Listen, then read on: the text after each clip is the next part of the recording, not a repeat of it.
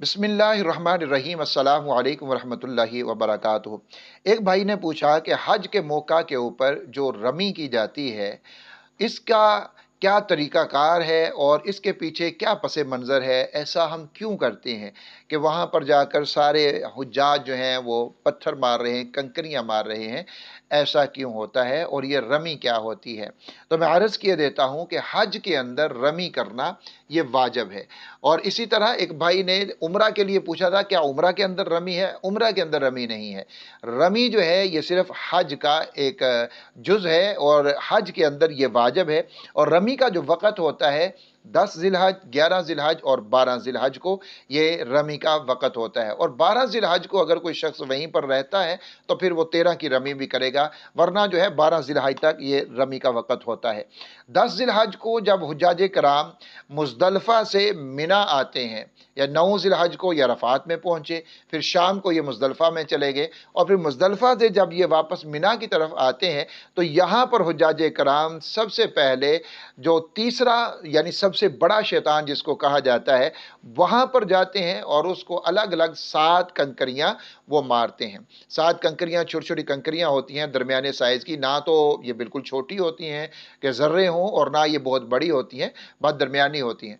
तो ये कंकरियाँ उन्होंने दाएं हाथ में अपनी शहादत की उंगली और अंगूठे के साथ उनको पकड़ना होता है और अपने बाजू को यूँ उठा के उन्होंने तकबीर कहते हुए इसको मारना होता है। और सातों को अलग-अलग इकट्ठी नहीं फेंकेंगे, अगर इकट्ठी किसी ने फेंक दी तो वो एक ही शुमार की जाएगी, उसके बाद फिर उसको मारना पड़ेगी। तो एक-एक कंकरी जो है उन्होंने वहाँ पर मारनी है। 10 ज़िलहज को जो रमी का मसनून वक़्त होता है, वो होता है सूरज तुलू होने से शुरू होकर ज़वाल तक। ये जो वक़्त है, ये वक़्त इसका मसनून वक़्त है। फिर ज़वाल से लेकर नमाज़ मग़रिब तक ये जो वक़्त है, ये बग़ैर किसी कराहत के ये मुबाह वक़्त है। और फिर मग़रिब से लेकर सुबह सादक से पहले तक का जो वक़्त है, इसको मकरूह कहा जाता है। लेकिन मौजूदा दौर में चूँकि रश बहुत ज़्यादा बढ़ जाता है, हालात ऐसे हो जाते हैं, तो उलमा इजाज़त देते हैं कि आप रात को भी रमी कर सकते हैं, क्योंकि रात में रमी मना नहीं है, नापसंदीदा है। अब चूँकि इंतज़ामात अच्छे होते हैं, लाइटिंग वगैरह हर चीज़ की, तो इसलिए वहाँ पर कोई इतना मसला नहीं होता, तो आप वहाँ पर किसी भी वक़्त रमी कर सकते हैं। ये तो हो गया 10 ज़िलहज को।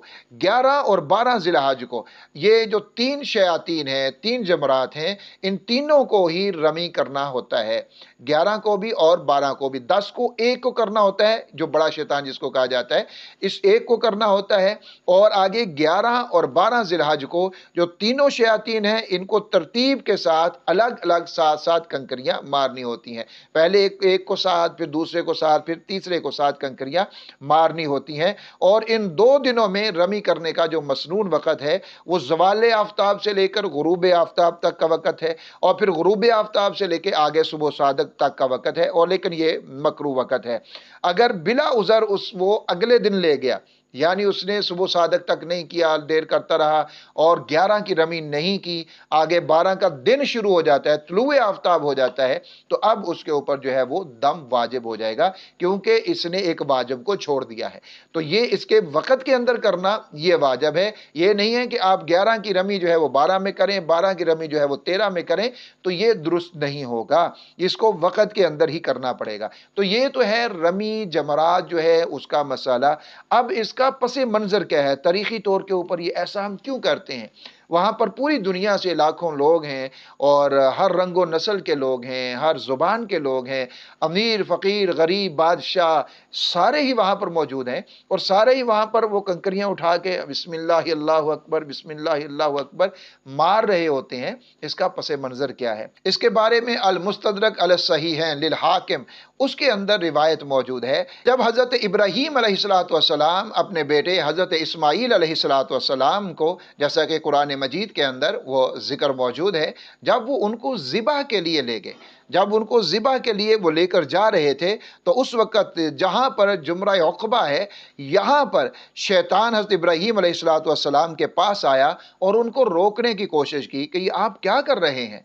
क्यों आप कर रहे हैं? अपने बेटे को आप ज़िबह करने के लिए जा रहे हैं।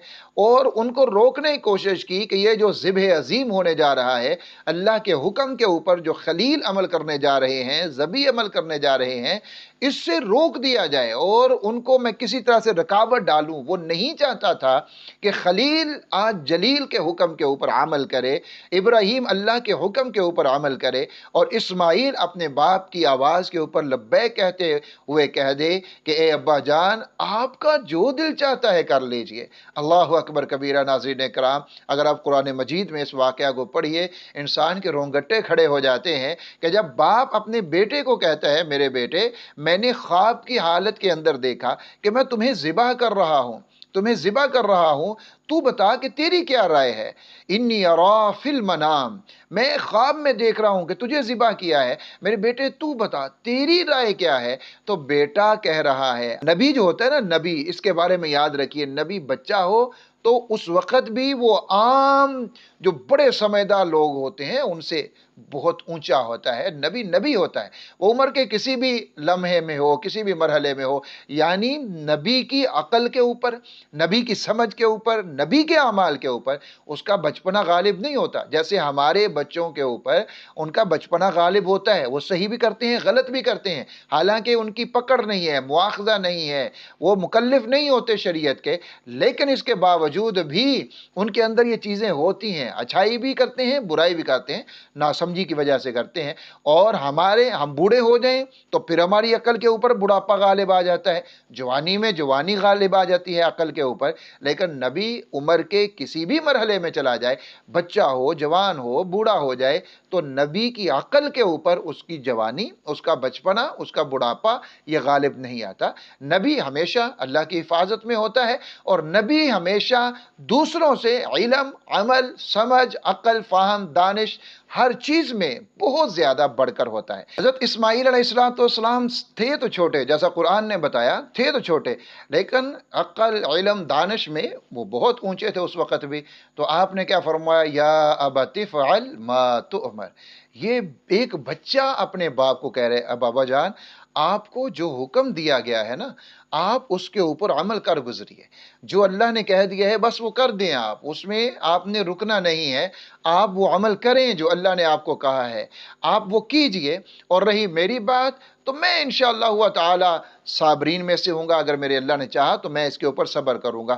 اب یہ اتنا بڑا مرحلہ تھا کہ ایک باپ کے جس نے بڑھاپے میں دعائیں کر کر کے اپنا بیٹا رب سے مانگا ہے، لیا ہے، اور بیٹا بھی ایسا خوبصورت اور ایسا با کمال، اور اسی بیٹے کے بارے میں اب حکم یہ ہو گیا کہ اب چلو بھی اس کو لے کے جاؤ اور اس کو ذبح کر دو، اس کو ذبح کر دو۔ تو حضرت اسماعیل علیہ السلام کو جب حضرت ابراہیم علیہ السلام لے کر نکلے تو پھر شیطان مردود آ گیا، اور اس نے آ کر رکاوٹ ڈالنا چاہیے کہ ابراہیم یہ کیا کر رہے ہو، نہ کرو ایسا، کیوں اپنے لال کو ذبح کر رہے ہو؟ کیا ایسا ہوتا ہے کبھی کہ باپ بھی اپنے بیٹے کو ذبح کرتا ہے؟ کیا ایسی قربانی دی جاتی ہے؟ کہیں مثال ہے اس کی کہیں پر؟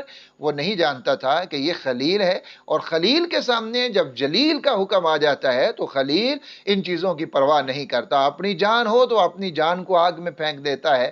وہ بادشاہ کے سامنے جا کے، اس کے دربار میں جا کے کھڑا ہو جاتا ہے، اور وہاں پر جا کر وہ اعلان کر دیتا ہے کہ اللہ کے سوا کوئی معبود نہیں ہے، اور میں تجھے اپنا رب نہیں مانتا، میرا رب تو اللہ ہے، تو کیا ہے؟ اور پوری قوم کے سامنے جو خطاب نے کہہ دیتا ہے کہ میرا رب اللہ ہے، اور تمہارے جو یہ معبود تم نے بنا رکھے ہیں یہ سارے کے سارے یہ کچھ بھی نہیں کرتے، کوئی طاقت نہیں ہے ان میں۔ تو وہ خلیل جو ہے جب اللہ کے لیے ساری قوم سے بھڑ جاتا ہے، خود اور سب کے سامنے کھڑا ہو جاتا ہے، آگ میں چلا جاتا ہے، تو وہ خلیل کیا شیطان کے اس بہکاوے میں آ کر اس کو چھوڑ سکتا تھا؟ بالکل بھی نہیں، کیونکہ وہ خلیل اللہ تھے۔